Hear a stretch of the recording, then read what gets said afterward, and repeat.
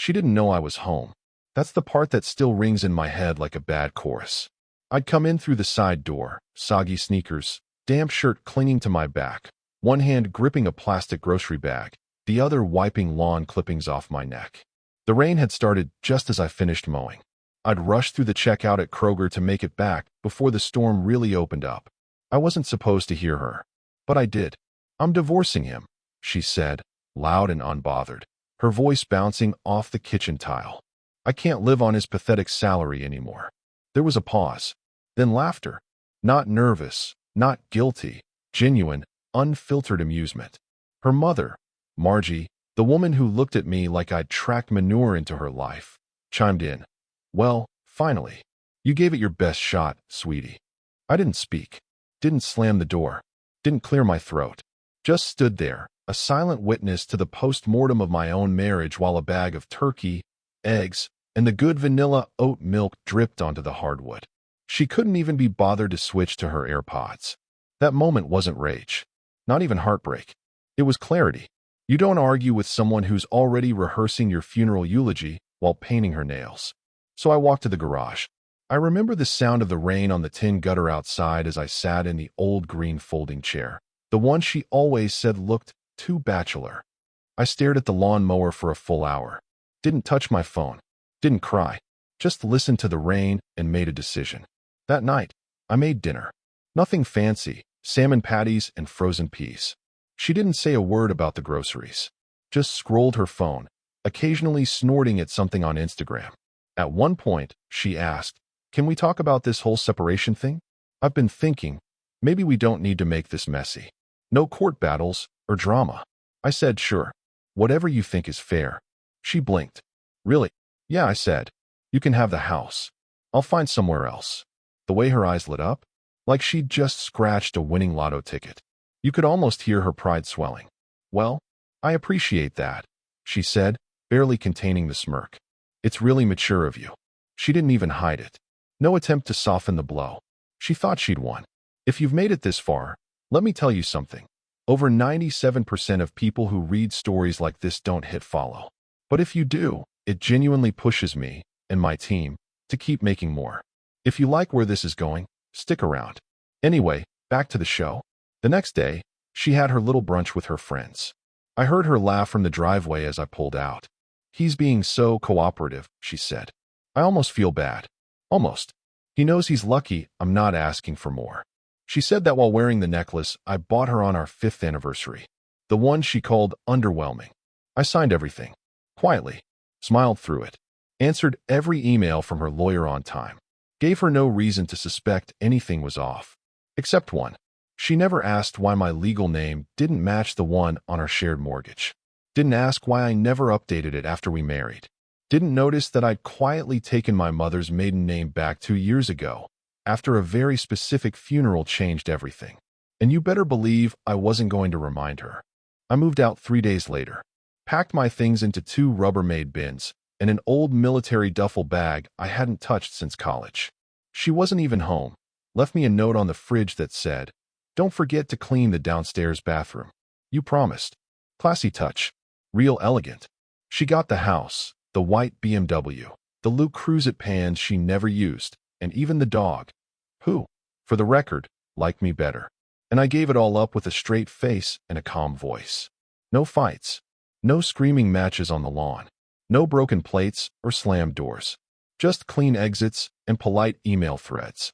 She told her friends, "Honestly, I think he's relieved. He knows he can't maintain this lifestyle. He knows I'm married beneath myself." I heard that one secondhand from a coworker's wife who happened to be at the same yoga class.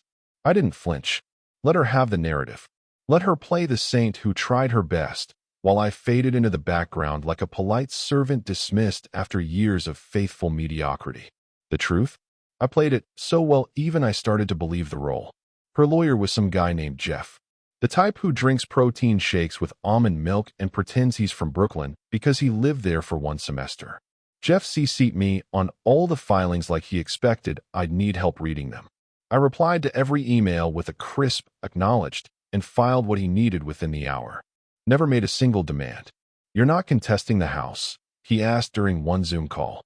"No," I said, sipping coffee from a chipped mug. She always loved the backsplash. I saw his eyebrows lift, like he'd just found out I wasn't illiterate. And the 401k split. She can have it. I'll waive mine. He blinked. All right then. That's unusual. Unusual, Jeff. You have no idea. See, while Jeff was congratulating himself for wrapping up a low-effort case, I was quietly running a parallel operation. I had already re-registered under my legal name, the one I restored after the death of my grandfather, the one that made certain inheritance structures possible again, the name she never asked about. Hell, she'd never even noticed it missing from the mail. When we married, I'd taken her last name.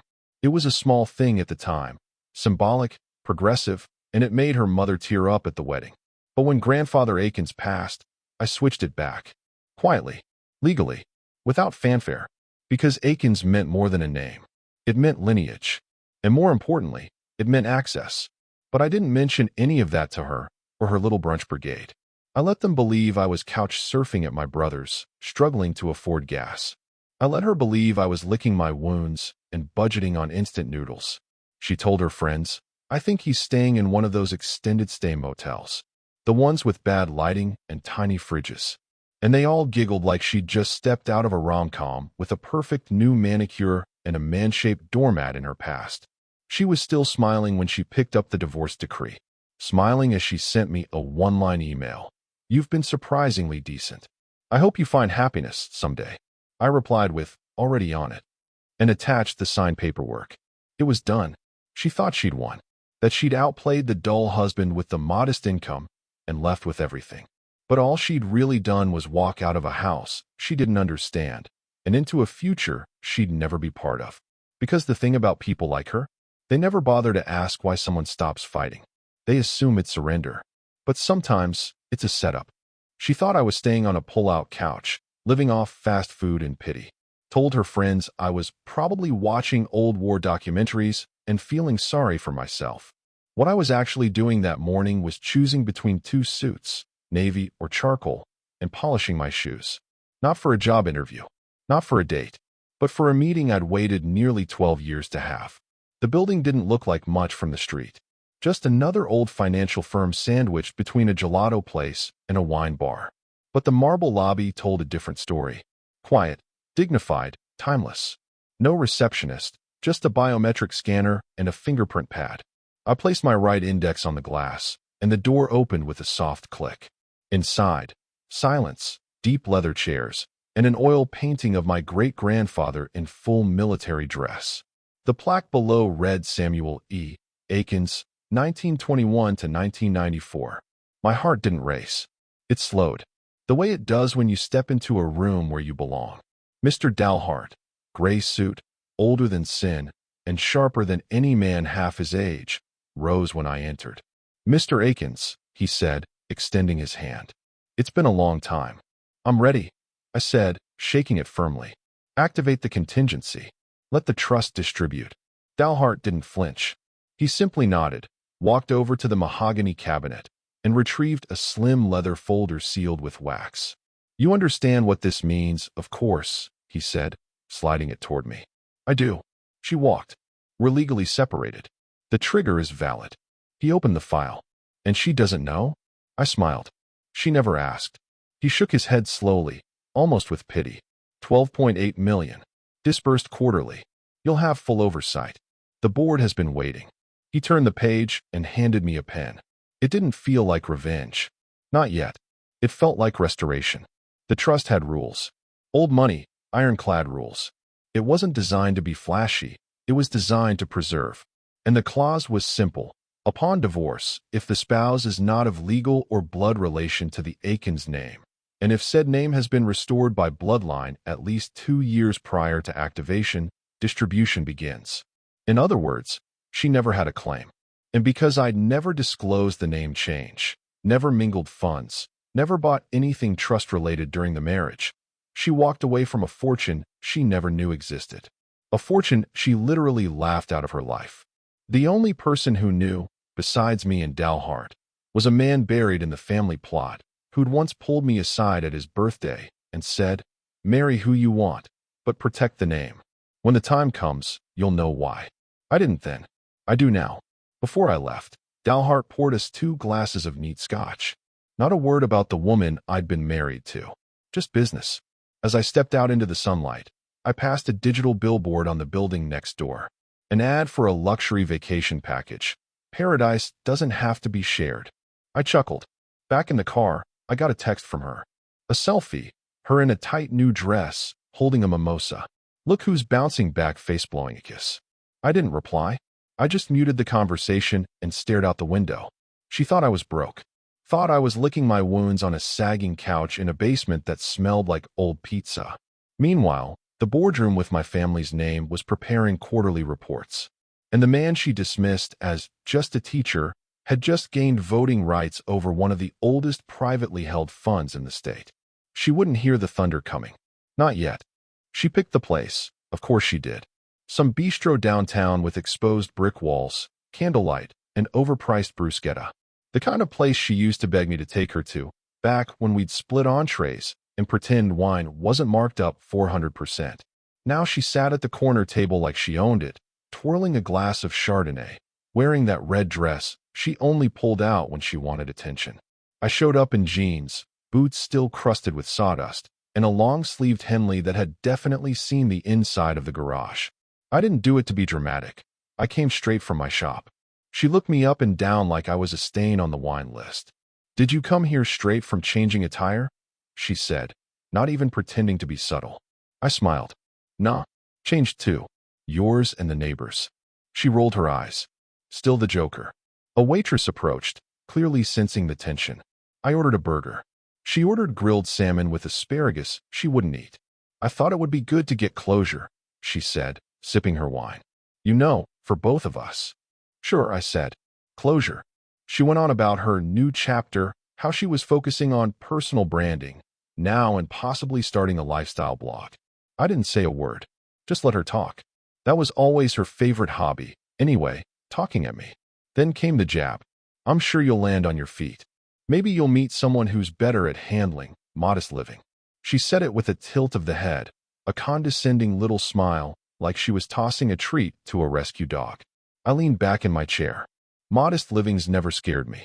Beats being owned by a mortgage and a nameplate on someone else's desk. She gave a tight laugh.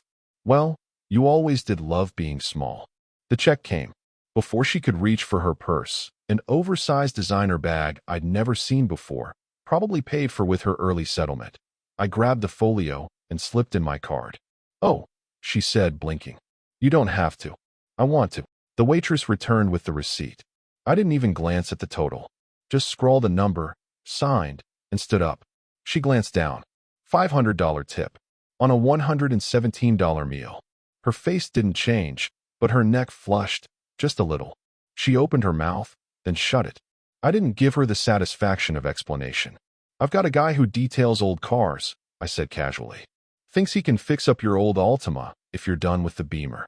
She blinked again. "How did you?" I smiled. "Enjoy the blog." I walked out without looking back, the sound of her confusion chasing me harder than any argument ever could. Outside, the air was cold. I didn't light a cigarette. I don't smoke. But I stood on the curb for a moment like I did, letting the night settle around me. She still thought I was faking confidence. Still thought I was coping. What she didn't realize was that confidence is easiest when you're no longer playing defense. When the scoreboard's already tilted in your favor, and your opponent doesn't even know the game started. The truth was leaking through, just a little. A $500 drop of suspicion in her perfectly filtered wine glass. But I wasn't done yet. Jeff, her lawyer, was not the type to panic. He was the kind of guy who built his ego from phrases like amicable resolution and fair but firm. He loved predictable divorces. Loved telling his clients, "Trust me, I've seen it all." He probably thought ours would be a footnote in his little black book of routine settlements. Easy, clean, and entirely forgettable. Until the envelope arrived. It came by courier. Heavy stock cream paper, sealed with a raised wax crest. No logo. No return address. Just private and confidential in crisp black ink. He opened it at 3:17 p.m. on a Thursday. Inside was a letter. 4 sentences. No flourish. No grand reveal, just facts. This notice serves to inform you of the impending activation and distribution of the Aikens Family Trust to Mr. Redacted, as per Clause 7C. All assets are personal, inherited, and held under the Aikens name since 2019. Your client is not named, nor entitled to any portion. Questions may be directed to our legal office. Jeff read it 3 times. Then again. Then he picked up the phone. She was at brunch again, sipping iced coffee, retelling the story of how she graciously let me keep the rusted-out tools in the garage, probably tossing out barbs like, "Honestly, it's kind of sad how easy he made it for me." Mid-sentence, her phone rang. "Jeff." Twice in a row. She picked up, annoyed. "Jeff, I'm with friends. Can this wait?" His voice was shaky. Jeff's voice. "You need to read the letter they just sent me." "What letter?" "A trust notice," he said. "The Aikens Trust. Activated. $12.4 million in initial assets. None of it shared. None of it yours." The words didn't land right. She blinked, stared at the mimosa glass like it might explain something. What? I thought he was just a teacher." Jeff exhaled like he was trying to lower his blood pressure through sheer will. "You told me there were no hidden assets. That you two lived paycheck to paycheck." "We did," she snapped. I think we did." "What is this, some retirement thing?" "No," he said. "This is generational. Old money. And legally firewalled.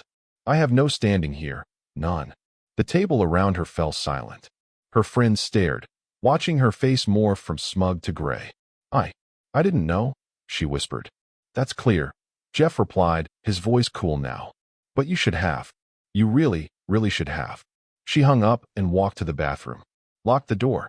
Inside, she read the forwarded scan on her phone. Read it again. And again. But the sentence didn't change. "Your client is not named, nor entitled to any portion." She tried to remember. Had she ever asked about my family? About the name on the mailbox? About the framed photo in the guest room that she always claimed clashed with her aesthetic? She hadn't. Because she assumed there was nothing to ask. She assumed she was marrying down.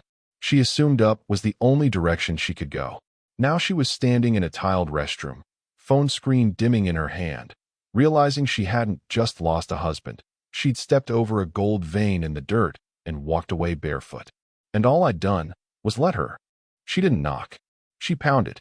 Open palm, 5 sharp slaps against the cheap rental door like she was trying to summon a ghost.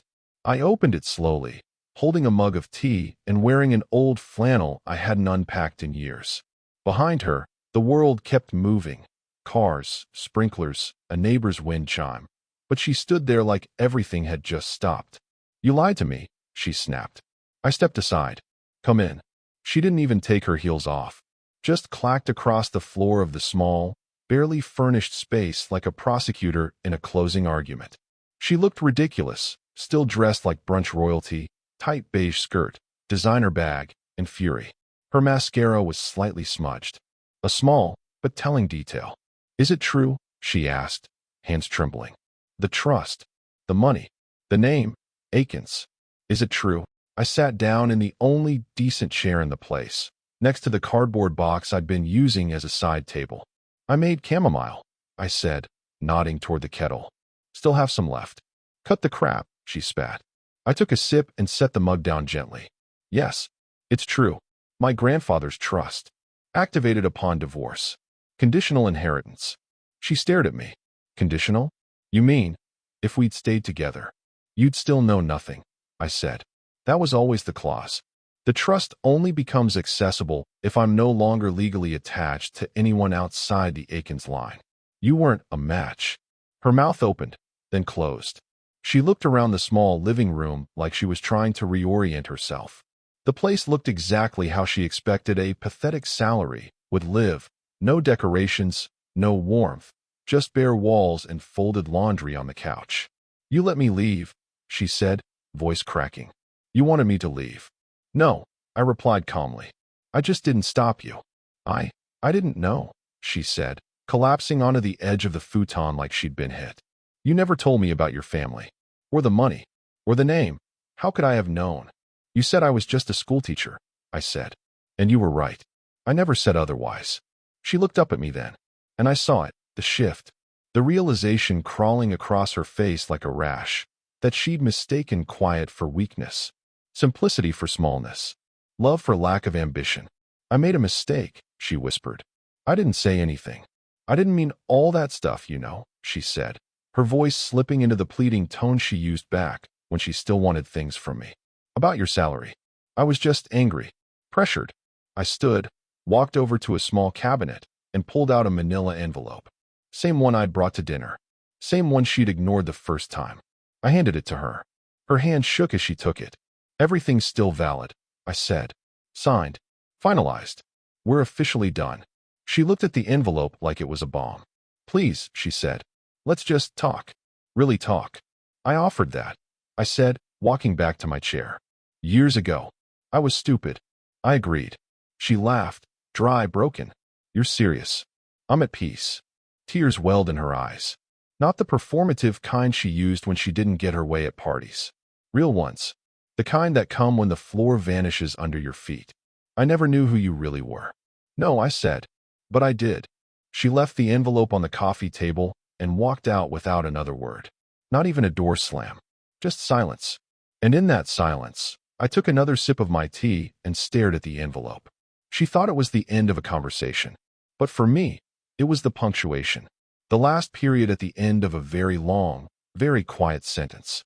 The photo ran on page 3 of the Midland Business Journal, beneath a headline that most of her friends probably wouldn't have even noticed until they did.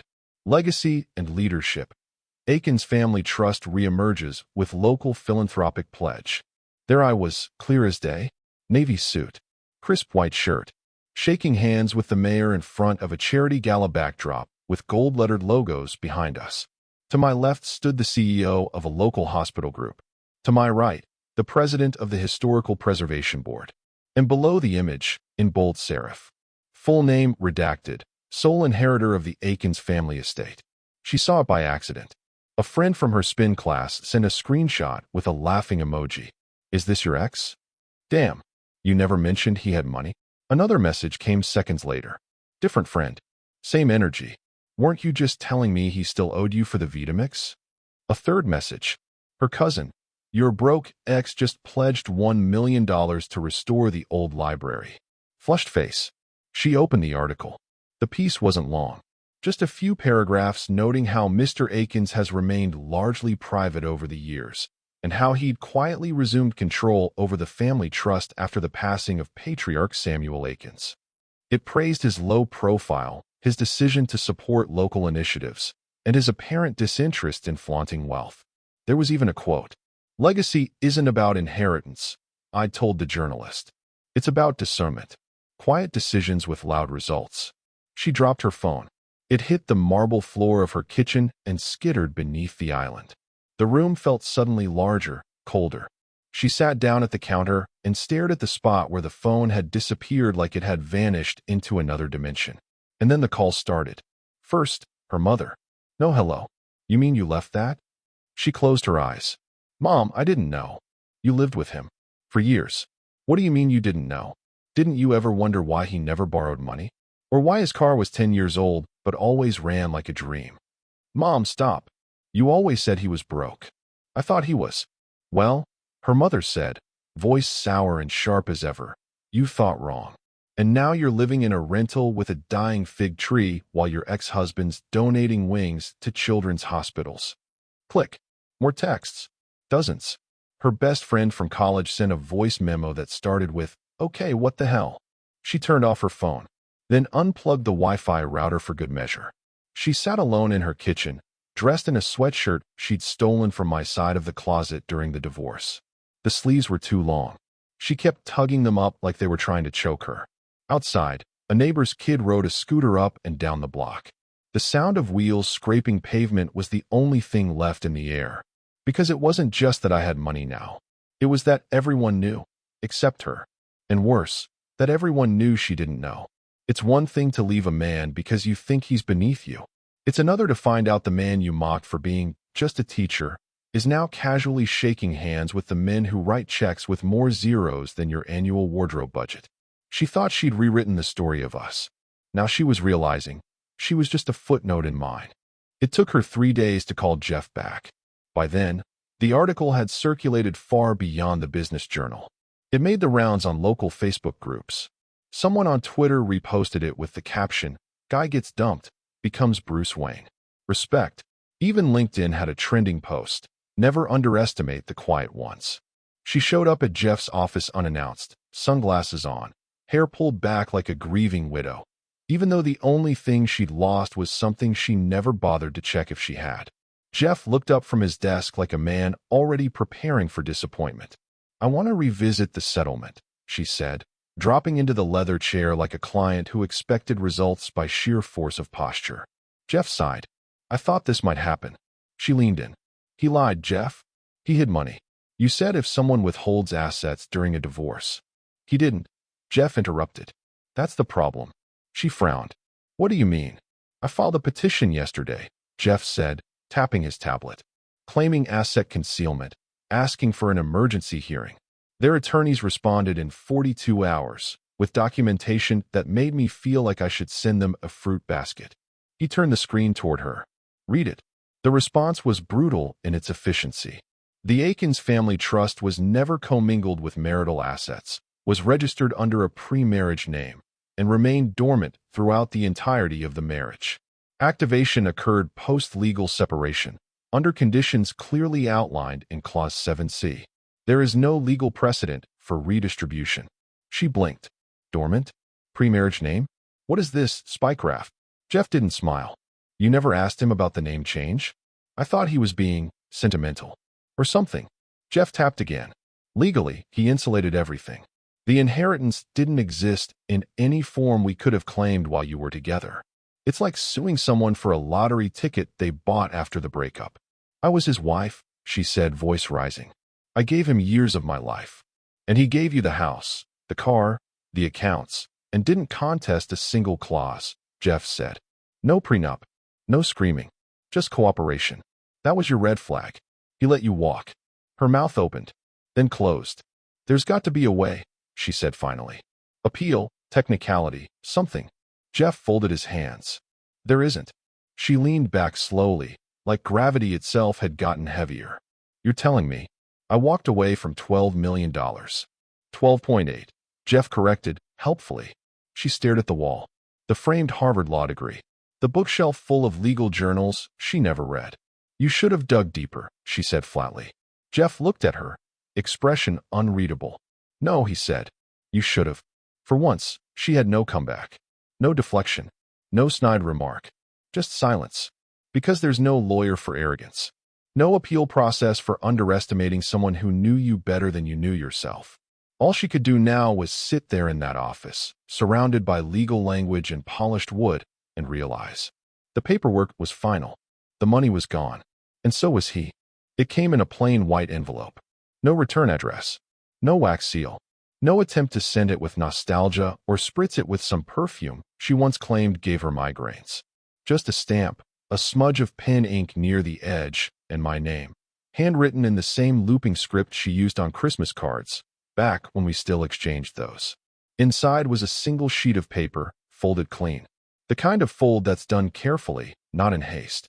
I unfolded it slowly, standing in the middle of my workshop with a screwdriver in one hand and sawdust still clinging to my boots. There were no flourishes, no dramatic openings, no salutation, just a single sentence, written in deep blue ink. "I thought you were small. Turns out I was."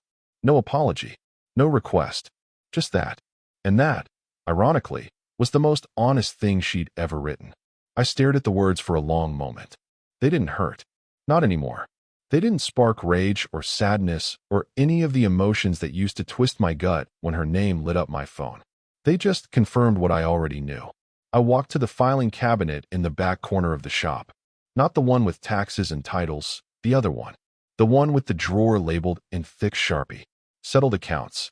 Inside were old pay stubs from the school district, a faded copy of our marriage license, a photo of us at Lake Moro that she had no idea I'd kept. Both of us smiling. Back when it was still real. Or at least when I thought it was. I slipped the letter in with the rest and shut the drawer with a solid clack. No ceremony. No frame. Just filed. Finalized. Because the truth was, she didn't send that letter for me. She sent it for herself. The woman who had finally realized that the thing she'd thrown away wasn't a man with a modest salary, but someone who had never needed money to be powerful. Someone who didn't need to scream to be heard. Someone who built legacies in silence while she broadcasted every brunch. She'd spent years mistaking flash for substance. Thought class was something you put on a credit card.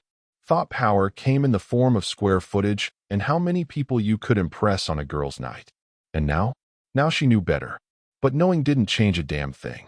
The house was no longer hers. The friends who once egged her on now forwarded headlines about me. The lawyer she trusted had gone radio silent.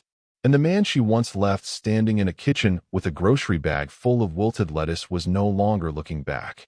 She mailed me that sentence hoping it would open a door. But all it did was close the last window she hadn't realized was still cracked. And I didn't reply. Because you don't argue with ghosts. You just let them fade. The ballroom was quiet. Not with discomfort, but with reverence. Crystal chandeliers sparkled above tables dressed in white linen. Silver forks lined up like soldiers.